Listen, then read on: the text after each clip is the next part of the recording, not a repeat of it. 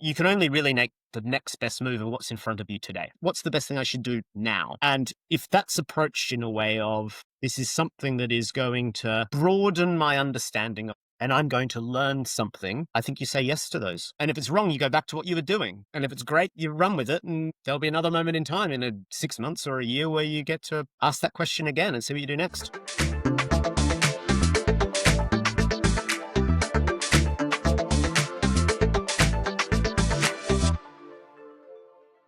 Perth in Australia is the most isolated capital city in the world. To the west, the Indian Ocean stretches about 4,500 kilometres to Africa's east coast. Nothing but ocean. To the south, Southern Ocean stretches 5,000 kilometres to, well, Antarctica. The closest cities like Adelaide are more than 2,000 kilometres away. Sydney is nearly 3,500 kilometres away, and Darwin to the north, 4,000 kilometres away. The state of Western Australia, to the east of Perth, 2.6 million square kilometres, roughly the size of Western Europe, and mostly covered by vast deserts spanning the interior of Australia. In the middle of all of this is Perth, the capital city of Western Australia. You get the idea. So tell me this, how does someone growing up in Perth, Australia, end up building a successful career in the global automotive industry across Europe, the UK, China, with average academic results and no industry connections? In this episode, I talk with Peter Mcdonald. Pete, whose stories and advice are a great example of why we want to get this podcast of stories and advice to young professionals everywhere, all over the world. With a commercial brain and an interest in cars, his journey begins with a single chance opportunity to do a 6-month internship with Volkswagen in Germany. Something that looked like a short-term experiment and, quite frankly, an excuse to travel, ended up being the catalyst for his entire career. Since then, his willingness to say yes to whatever was immediately in front of him at the time, I think has paved the way for what continues to be a fulfilling and pioneering journey. Pete shares stories about how being a native English-speaking Australian in Germany became his biggest asset in a work environment where he felt like the outsider. He explains why average academic results did not hold him back, what he did about them, and what actually mattered more once he entered the professional world. Pete also opens up about the reality of international expat assignments, something that a lot of young professionals would like to do at some point in their career. Pete spent 18 months working in Shanghai, in China, and shares that alongside the excitement of expat assignments can come loneliness, the enormous cultural adjustment, and the fact that some international moves take many, many years before they really pay off for you, but they can. He also shares what he has learned about leaving the big, established automotive giants and joining a small, fast-moving scale-up in the automotive energy tech space. For anyone wondering if they are in the right location to have a great career, or considering working internationally, maybe moving sectors, or taking a risk on a less obvious role, Pete shares practical perspectives that you can apply right away early in your career. Welcome to Graduate Edge.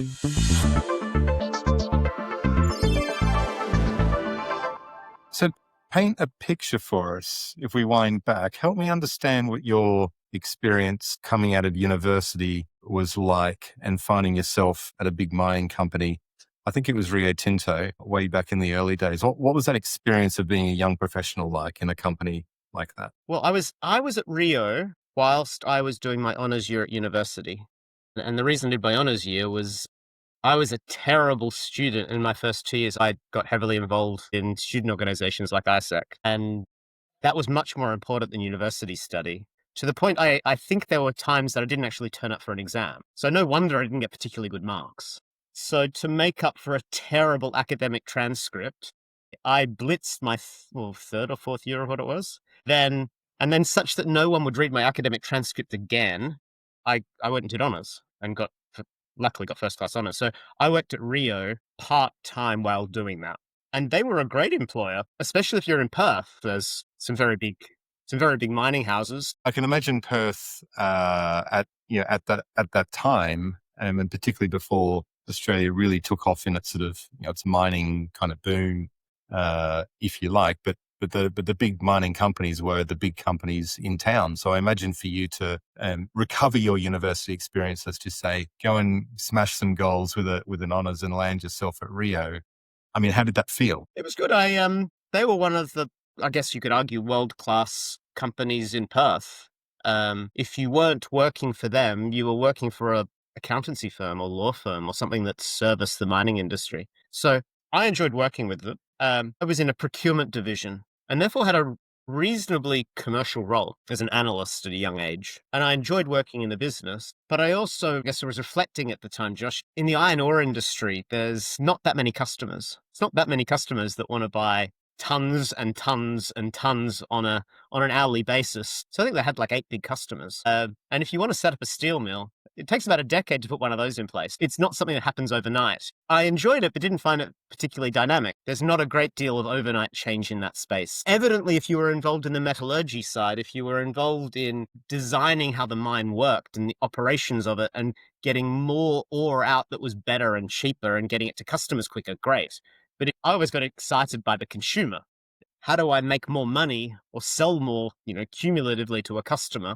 And that's a very different world when you've got 8 customers. And those 8 customers can't choose not to buy from you either, because there's not a great deal of alternative there. In that regard, not particularly dynamic. So I enjoyed my time, and that was a world-class place to work in Perth, but lacked in a variety of commercial factors that I guess then led me to looking further afield. I hear maybe the beginnings there of a real interest in the customer, but not a lot of movement, not very dynamic. Everything's a 10-year plus project or 20-year customer or whatever it might be. Can you think of a time early on in that first period where you sort of found yourself needing to face into something difficult or uncomfortable, or maybe it was particularly positive, but something that was maybe born out of you wanting to do a little bit more and this being a really slow, or feeling to you anyway, a slow environment with not a lot of dynamics to it? Luckily, I was in the position I had options. If I was to stay in Perth, I would have been living a life where I would have had a lovely, successful, probably a great career trajectory. But as I was suggesting before, I just didn't find the industry particularly dynamic.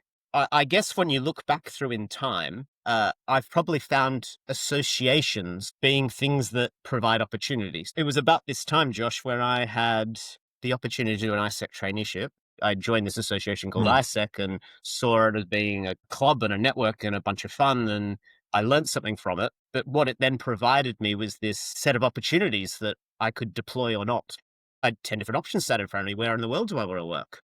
So I took the one that gave me the best travel opportunities and the one with the best brand. As a kid, I liked cars, and there was an opportunity to work for Volkswagen at their global headquarters in Germany. And I looked at it going, well, everyone knows who Volkswagen are. That's quite a good thing to have on a CV, because I'm not going to have to explain that experience to a lot of people. And I did that because I never had any expectation I would work longer than that 6 months in Germany or for Volkswagen. I thought I'd do this nice thing, it'd sit nice on my CV, and I return back to Australia and have a normal job. And I chose Volkswagen because the other alternatives didn't have as strong a brand. Now, I don't know what the world would be if I didn't have that option. I guess if that option hadn't existed, Josh, I would have stayed in Perth. But yeah, my world was opened up by working for Volkswagen in Germany. And luckily, when I went and did this traineeship, I had a job that was English speaking. I had this opportunity to present my project. And I was on stage with German peers that were 20 years older than me. And I presented better than they did because I was speaking in English and they weren't. But I stood out. And luckily from that had opportunities to stay.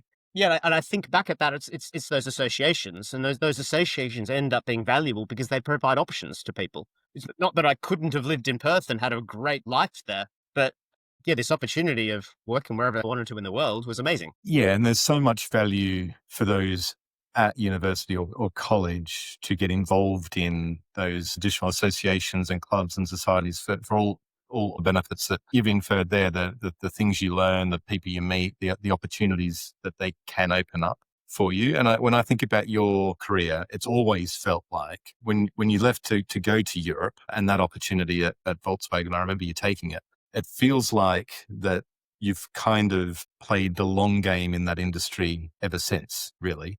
Was it always the plan from that point to stay in the automotive industry? Did you have a plan?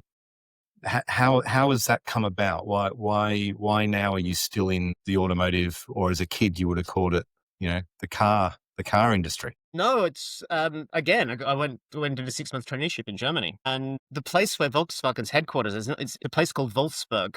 It is amazing from a scale perspective because you go into this place and you might still be driving for 15 minutes to get to your office once you're in the plant. The plant is so big; it's the world's largest car manufacturing site, and this thing's on an unbelievable scale. So it's a bit like a kid in a candy store. It's pretty exciting, but I can't speak German. So effectively, what they did was say, well, you can't speak German, so you can't really stick around here a lot.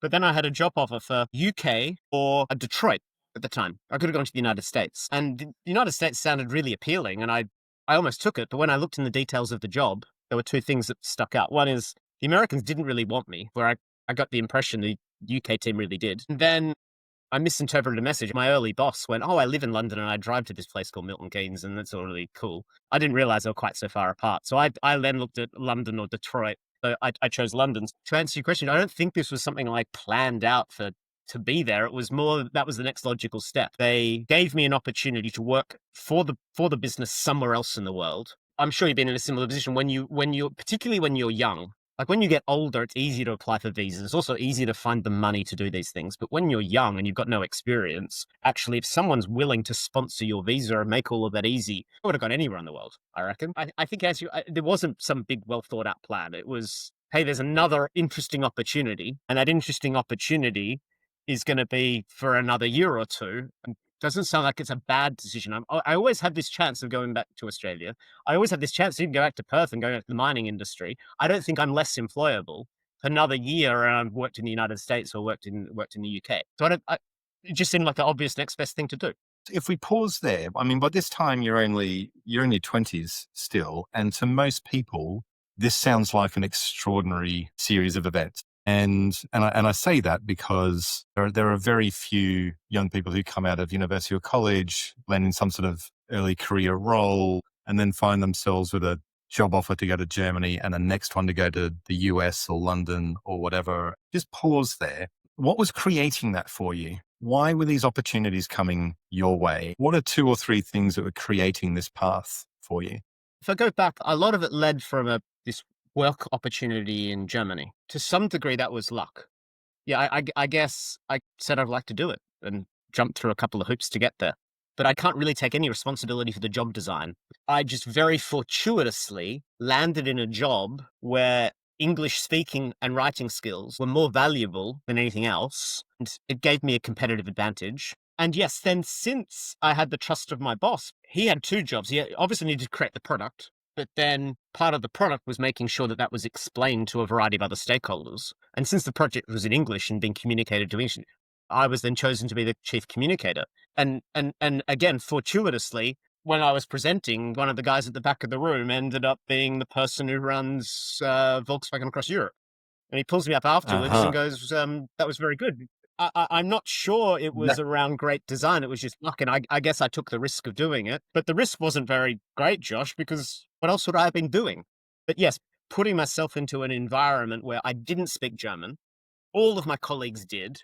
But it would have equally, if I had the wrong project, Josh, if the project was expect you to speak German, I would have been terrible. It was just very lucky that I got away with not needing to. And then that was a differentiator. So when the European head of sales of Volkswagen sends a note to the UK team, I had a teleconference with the managing director of Volkswagen UK at the age of 22 or whatever, very kindly saying, "Can you come and work for us?" So it's fascinating, really is. A couple of things you've said there are, you said, "Oh, I guess it's because I said yes."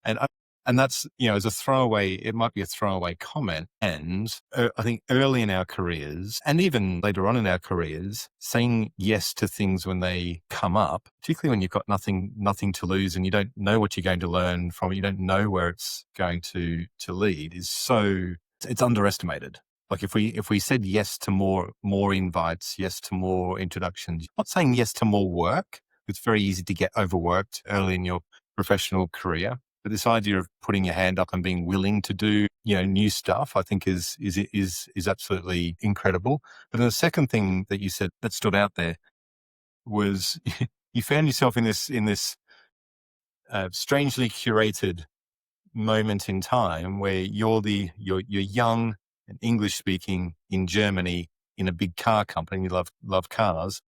And that alone is enough to differentiate you. And you can communicate and get things across to the different stakeholders and parts of the business and that kind of thing. But I think the underpinning lesson there is to differentiate yourself, like find either by luck, which you put this one down to, in your words, or by design. What are you doing to differentiate yourself? They can go either way, Josh. Because later on, wind the clock forward. So I then worked in the UK business for 7 years or something. And then an opportunity came to go to China. And that again looked like the best opportunity in the world. Like, well, why wouldn't you? Someone's willing to take us on as an expat in China. I worked in Shanghai for a while. But actually the job design in that situation is a great deal harder. I was able to add value. The business was huge and we grew it a lot. But the way that that job design was set up, that was hard. That didn't then ultimately lead to massive promotions afterwards. A lot of people went to China on that basis. They went to China because they were going to put some hard years in. China was going to grow. And then on the back of it, they were going to get this massive promotion. And so you've picked up and you've gone to China, fundamentally different culturally, economically, socially, language again. Two countries in two completely different stages of their evolution, like almost couldn't be more different. Maybe didn't go to plan. Job design was hard. What did that experience teach you?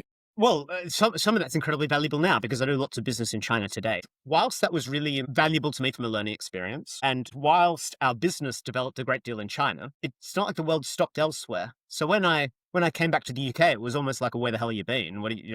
All my UK colleagues had gone on and done things that actually deemed more immediately valuable. They'd done another job, they'd done another rotation. I'd just been in China.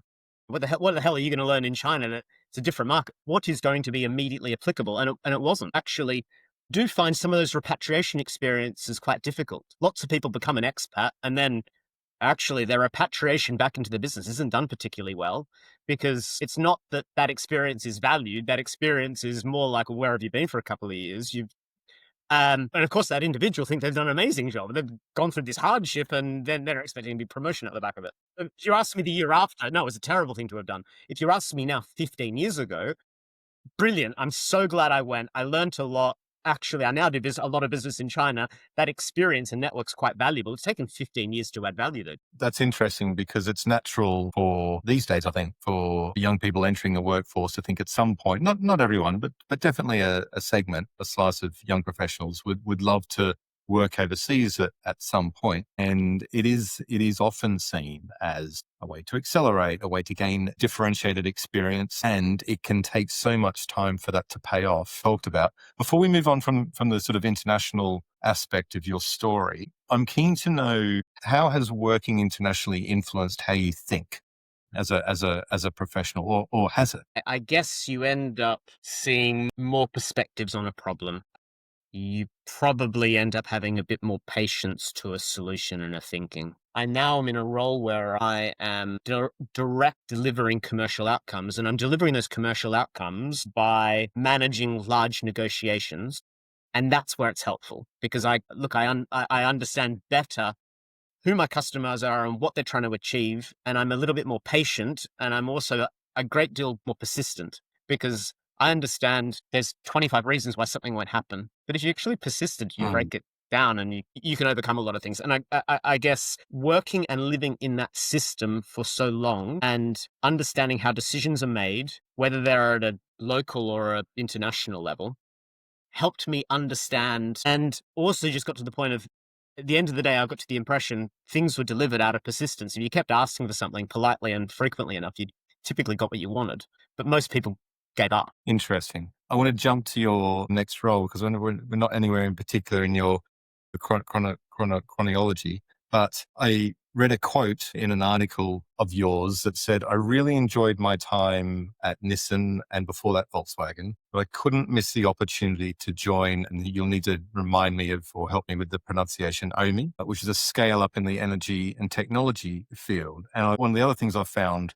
really awesome about your career and some of the choices you've made is that you've built this career over many years in a number of countries in big established corporate automotive giants, right? Big brands, big organizations. And then you took what seemed to me quite a bold move, maybe midway through your career, to go to a scale up in energy, automotive related, but essentially an energy business, much smaller.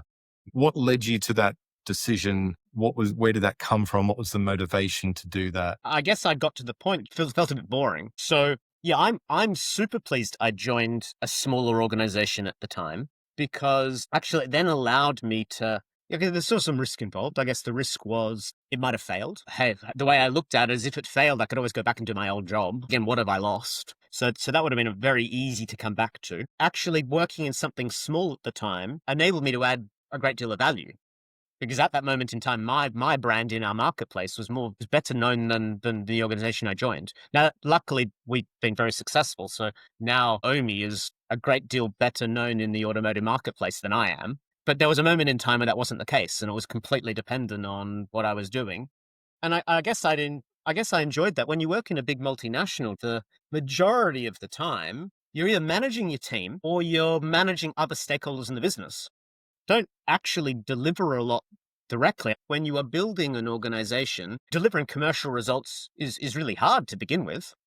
You know, once your business is working and you're scaled and you've got teams of people and processes and customers and track records, actually that's relatively easy. But the first few wins are really tough. When I look at successful startups, there's always someone that has a tremendous impact on the organization, because a startup effectively needs revenue. And where do you get revenue from? You need to sell. So the rest of the business won't survive unless you do that well. And I'm glad I joined an organization where I could have that impact, and we, have subsequently been successful, which is positive. Yeah, what I'm hearing is lots of years in the big organizations, lots of benefits, lots of travel, all the great things that you did, but you end up at a point managing others who are managing, or managing people who are trying to be managed. And actually, it's quite refreshing to get into something smaller where you're actually delivering something and adding direct value. Like something happens as a result of you turning up and doing your job really well. If you were talking to students now, or young professionals on graduate programs or apprenticeship programs, maybe already in a company, what advice would you give them about either joining something big or staying in something big versus joining or moving to 100-person scale up in a completely different industry? That's a good question.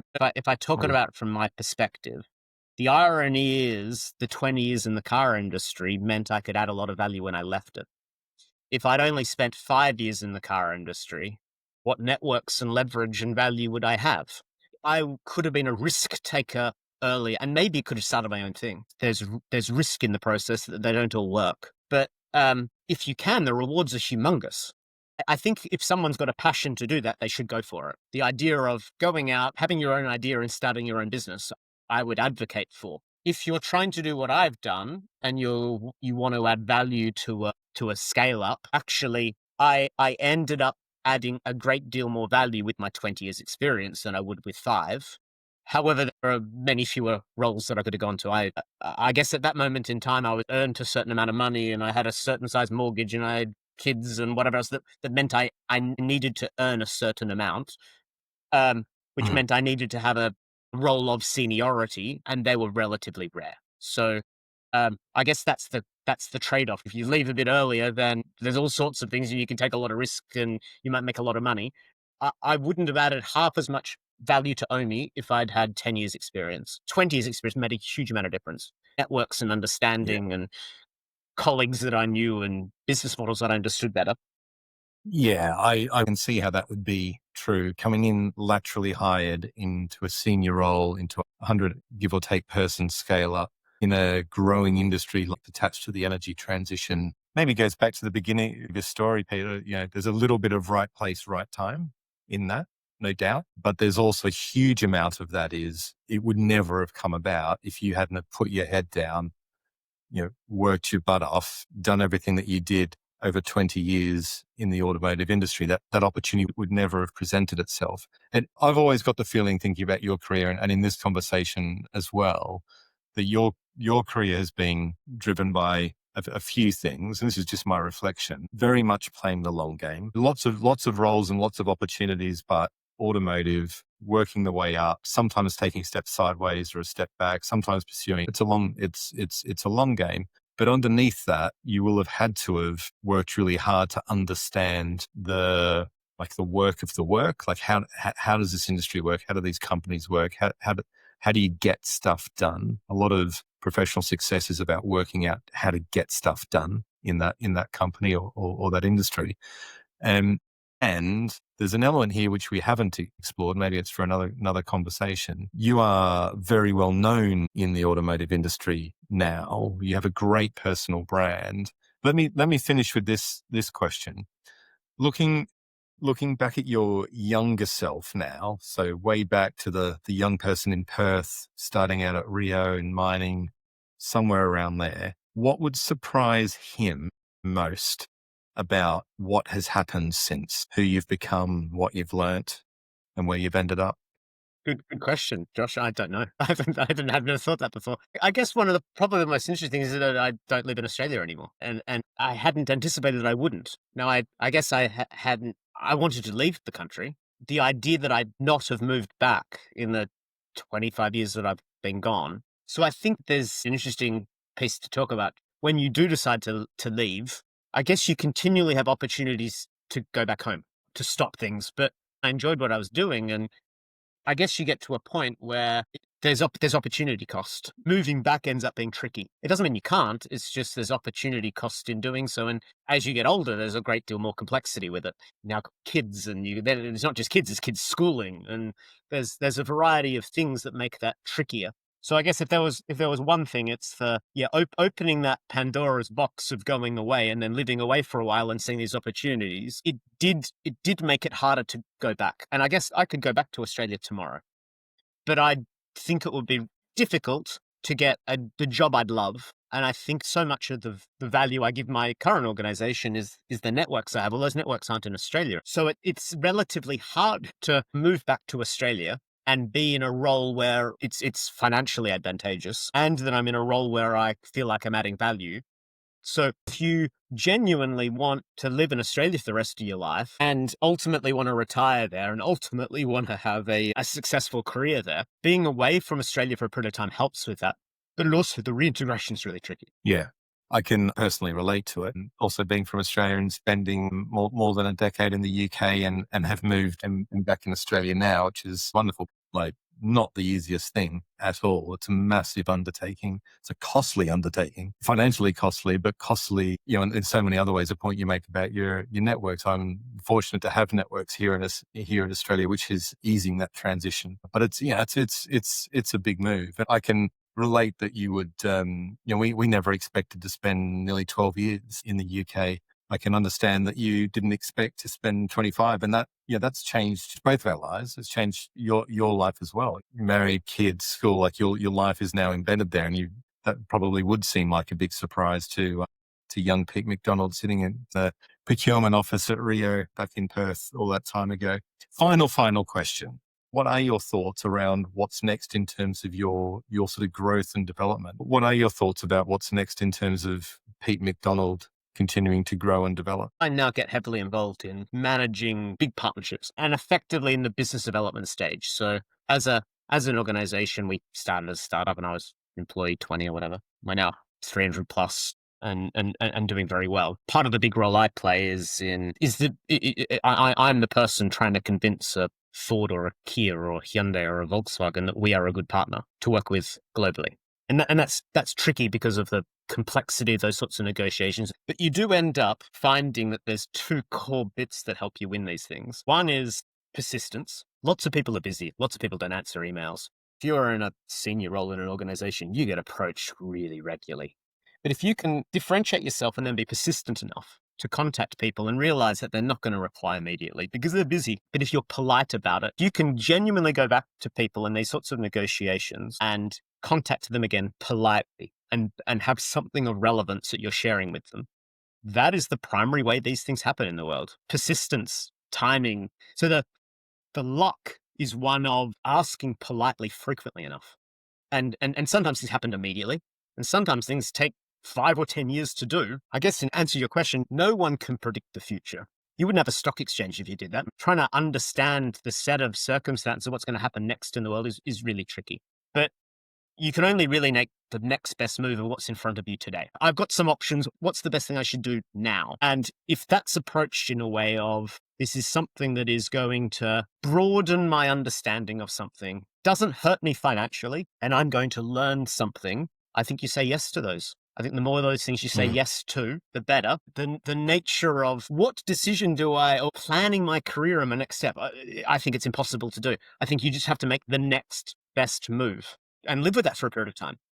And if it's wrong, you go back to what you were doing. And if it's great, you run with it. And then I'm sure there'll be another moment in time in 6 months or a year where you get to ask that question again and see what you do next. That's great. That's great. Well, thanks for the chat. I look forward to watching what your next best move is and what comes of your persistence. Thanks for hanging out and talking. My pleasure. Thank you, Josh.